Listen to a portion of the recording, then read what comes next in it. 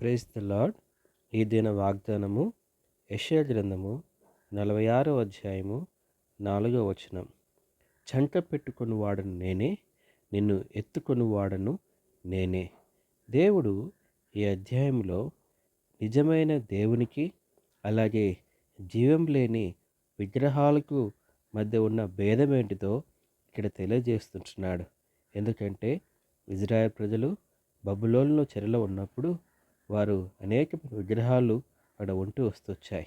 ఆ విగ్రహాలు ఇతరుల చేత మోసుకొని పోబడేవిగా ఉంటున్నాయి. కానీ కష్టంలో, అవస్థతలో, బాధలో ఉన్నప్పుడు వారికి ఏమాత్రం సహాయం చేయలేనివిగా ఉంటున్నాయి.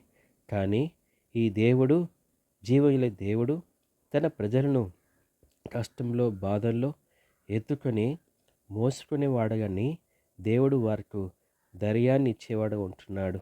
ఎందుకంటే చిన్న వయసులో పసితనంలో ఉన్నప్పుడు పిల్లలకు ఎక్కువ శ్రద్ధ, దయ చూపించేవారుగా ఉండాలి. ఒక తండ్రిగా వారి మీద దయ చూపించి వాళ్ళు మోసుకొని నడిపించేవాడుగా ఉండాలి. చిన్న వయసులో నిస్సహాయంగా ఏమీ చేతకాని వారుగా మనం ఉండేవారుగా ఉన్నప్పుడు దేవుడు ఒక తండ్రి వలె మనల్ని ఆదరించి మనం మోసుకొని నడిపించేవాడుగా ఉంటున్నాడని ఈ యొక్క అధ్యాయంలో ఉన్నటి సారాంశం మనం చూస్తుంటున్నాం.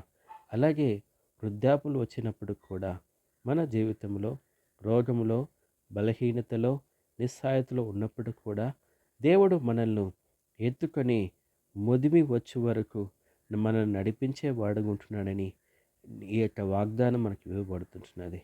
కొన్ని సందర్భాల్లో మోషే సంఖ్యాకాండము 11వ అధ్యాయం 12వ వచనంలో కూడా మోషే అధికమైన భారం చేత దేవుడి ప్రజలను మోయలేని వాడుగా ఉంటూ వస్తొచ్చాడు.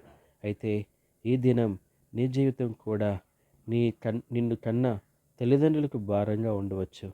మిమ్మల్ని నడిపించే నాయకులకు భారంగా ఉండవచ్చేమో. కానీ నిన్ను రూపించిన, నిన్ను ప్రేమించిన, నిన్ను ఏర్పరచున్న దేవునికి నువ్వు ఎన్నడూ భారంగా ఉండవు. అందును బట్టి దేవుని మీద ఆనుకొని దేవుని యొక్క నడిపింపులో అంతవరకు నిశ్చయంగా నడవాలని దేవుడు కోరుతుంటున్నాడు. ప్రభు ఆ రీతిగా నీకు సహాయం చేయనుగాక. ఆమెన్.